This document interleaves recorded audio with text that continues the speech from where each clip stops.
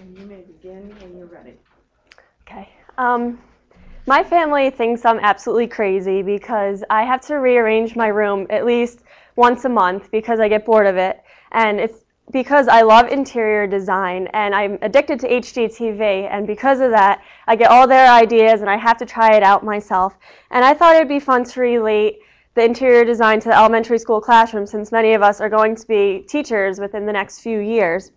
And when I was researching, I came across an interesting study done by the California Board of Energy Efficiency, and they did it on the amount of light in a classroom and how it affected students. And they did it over they had 21,000 kids over 3 different states do this experiment, and it turns out that the more light in the classroom, the students would be 20% faster in math and 26% faster in reading. So as a new teacher, even though there might be some distractions outside, it's good to keep the shades open.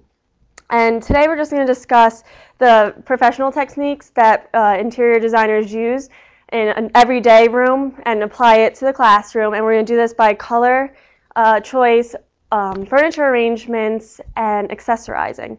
And first, with color, Mark Montano of TLC's While You're Out suggests not to do reds or oranges because it could be overwhelming and make the kids nervous, and you want it to be a warm place, so you don't want it to be reds or oranges. And darks also make the students sleepy, so you don't want your kids falling asleep. But he suggests to use blues and greens because it's the most soothing and still has an impact. And he said the location of the school is important too, because if you're in a cold climate and you have cool colors, your kids will be asleep. But if you're in Florida and you have bright colors, your kids will be overstimulated and you're not going to get anything done. Bright fabrics is also a fun way to add color. You can use it on tabletops, backsplashes of bulletin boards. It's just an easy way and inexpensive. You can get it real cheap by the yard.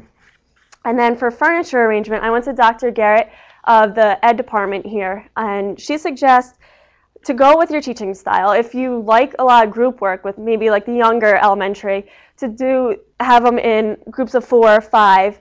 But if you're in upper elementary, maybe like 5th grade, and you want rows because you want more independent work, that's better for you. So you want to go with how you teach. And the teacher's desk, she suggests to put in the back corner so you can see the door and all your students, because you obviously want to know what's going on at all times if you have to go back to your desk.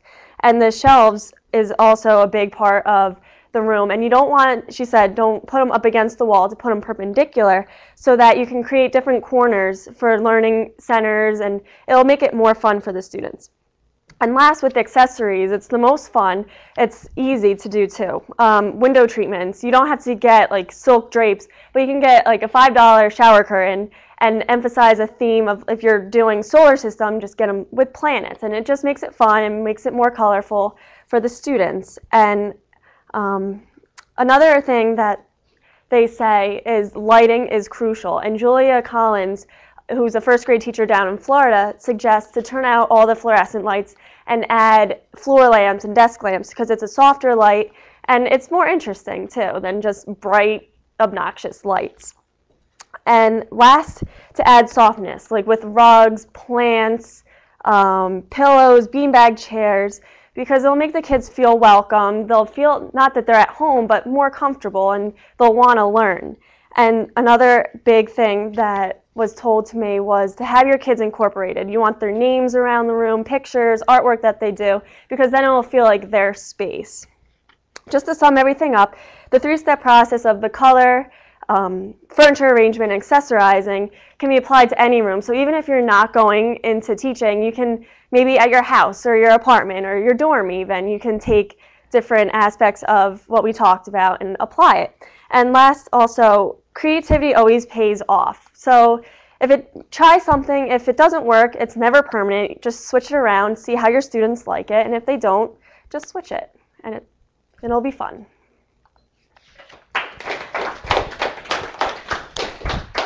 My hands. I never had my hands shake so much.